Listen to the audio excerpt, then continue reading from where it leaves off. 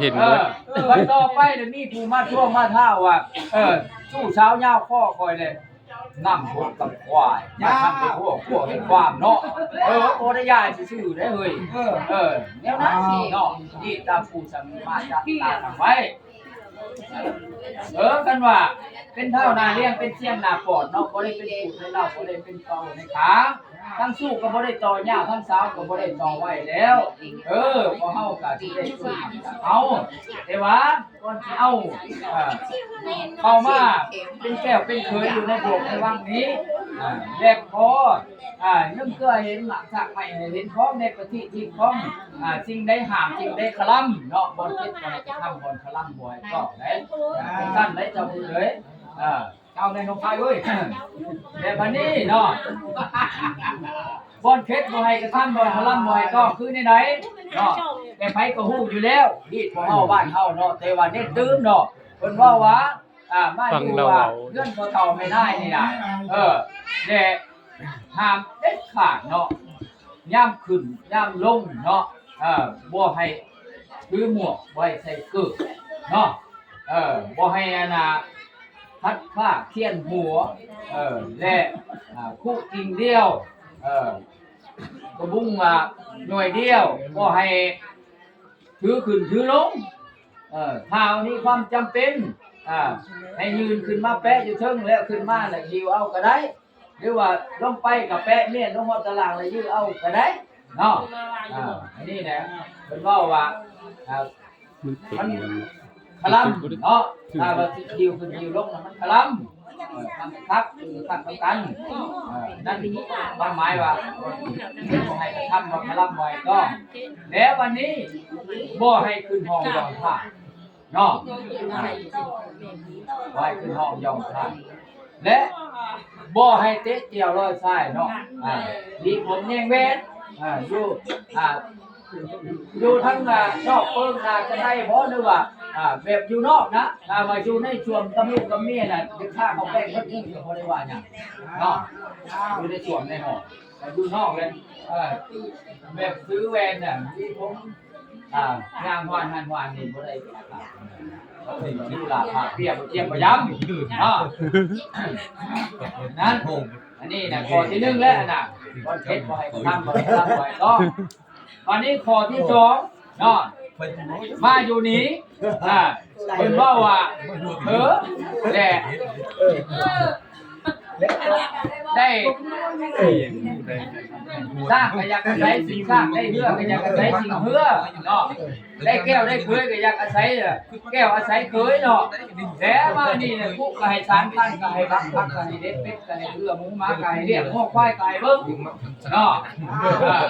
แต่บ่ให้นอนบ้านชั้นขาเนาะแต่บ่ให้ตัดอารมณ์ตัวลาวเลยดูนี่อันนี้บ่ฟังบ่ได้ป่ะให้ครอบให้พ่อน้ำเพิ่นเนาะเจ็บไข้ได้พยาธิอะไรกันคันว่าบ่ครอบแม่ก็ครอบลูกครอบเมียเนาะมื้อนี้ค่อยบ่สบายมื้อนี้ค่อยก้มหน้าในนั้นนี่ได้การให้ทำความเข้าใจเนาะแม่นจะโอ๊ยกูนอนมื้อพิษจังกูสบายนั่นบ่ได้เนาะแต่ว่าไผก็สิเข้าใจเนาะแต่เว้าเพื่อหยังเว้าเพื่อให้แต่ละคนที่เพิ่นไปใหญ่รุ่นน่ะให้รู้จักรูปของมันเนาะเดี๋ยวมีแล้วบ่โตมันเต็กให้โตเงาไทยลูกเนาะเอาสิเนาะแต่ในหันเพิ่นว่าเพิ่นเน้นเข้าไปน่ะเว้าหลายก็เป็นหลายเนาะเพิ่นว่าเรียกให้หาชนะให้สร้างน่ะเพิ่นว่าไปลงไปมาเป่าไปเราไปมาละมันปลาดูดีได้มันนี่มีหมดเนาะบ่ว่าว่าเอาไปเอาแหละเอาตัวไปเนาะแต่มานี่แหละข้อที่3นี้ไอ้แม่นว่าเพิ่นว่าไปให้ล่ามาให้พ่อเนาะนึกหลักไปไก่ขันหลักมาน่ะบ่ได้ได้เนาะจะได้ว่าโอ้ยกูไปลินแจ้งก็ไปลินมันบ่ผิดไผก็ว่าเนาะก็บ่ได้ไปให้ล่ามาให้พ่อบางมื้อนี้น่ะสิไปก้านไปเรื่องบ่แม่นครอบไปพร้อมได้ขออนุญาตนำลูกนำเมียได้ขอยจะไปก้านบ่หรือว่าขอยจะไปงาน วันเกิดหมู่บ่หยังก็เมียว่าไปนะแม่ก็ไป โมงเขาไปได้งานเขาน่ะ บ่นั่นแหละก็ตามเนาะให้เข้าใจเนาะคันเมียเว้าไปนะแม่สมมุติว่าแม่แม่เฒ่าให้เอ้าไปครอบเมียข่อยเลยเด้ไม่เฒ่ายักประโยชน์แท้เนาะอันนี้ให้เข้าใจเขาบ่ให้เข้าใจไหนโว้สมมุติว่าเมียเว้าอย่าละอย่าสิได้ให้เด้เฮ้ยพ่อมันไปกับพิษใหม่ก็โยกอยู่มันเรื่องใหม่ให้เข้าใจนำกันนี่นะนี่แหละเจาะจี้ให้กันพังแน่นี่ไหน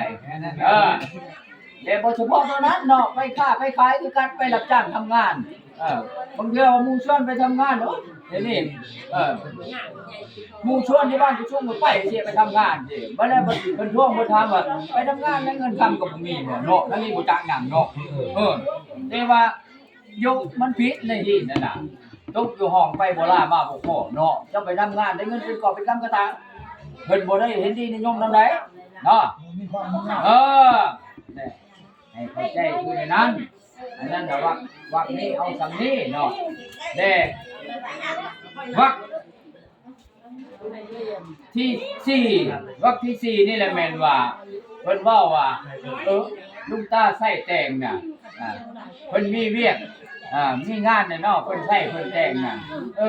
บ่ให้คัดผมวงว่าได้เนาะจนความหมายน่ะเพิ่นว่าน้ำเพียงจะให้ยังน้ำเพียงทางใดร้อยเนาะเมืองหอบ่ให้ว่าใกล้เมืองไทยบ่ให้ว่าง้อเนาะไปเมืองหอก็ให้มาทันง่ายจักซำไดเลยความเปรียบเทียบนั่นน่ะเนาะแต่เพิ่นจักแล้วไอ้ผู้ดักเพิ่นเน้นเนาะเนาะแต่อันนั้นจูบไปเลยวันนี้นะเอาคอชุดท้ายเนาะคอชุดท้ายนี่แล้วสำคัญที่สุดวันนี้นะเนาะเลยงานขาดเลยบ่ให้พบคนจรบ่ให้มอนมุนมิ่งบ่ให้สูบผิดกินคันซ่าบ่ให้เสพสุรายาเมาบ่ให้ลิ้นเวียดแทงโปบ่ให้สักฝอยมาล่ามสักความมาใส่อยู่ในนี่จนได้ว่าโอ๊ยไปเล่นไพ่ติดหนี้8 ล้านมันก็ยกใหม่เนาะแล้วบัดนี้กินเหล้าบ้าจ้าเหล้าเมามันก็ควมอยู่ในนี่หมดเนาะเดี๋ยวเมาเหล้าเมายามากหรือว่าพิษบ้านทานเมืองมากแต่เพิ่นนโยบายก็เป็นหัวยังเพิ่นบ่นโยบายแล้วเพิ่นก็เอาคอตัวนี้มายืมขึ้นแล้วก็เพิ่นกินแล้วตายน่ะน้ำเต้าเหล้าให้บ่หรือว่าเหล้าหมูเงินเบี้ยนับไปกว่าหันก็อยู่น้ำหกกับควายเนาะเล่นในนั้นนะเฮ้ยยังเมียนน่ะเอาซำนี้เนาะให้ทุกอย่างให้ก็เข้าใจเนาะเอาบอลมันกินแดดนี่ก็พอแล้วเรื่องจุกความป้าความโคเรื่องขาดเพราะว่าคือกับมาจะได้เงินเนาะก็ผ่านเรียนเลยโอ้ยเรียนมองโอ้ยหลักเรียนเราใช้จบมันก็ได้มันจะมันมีเรื่องอะไร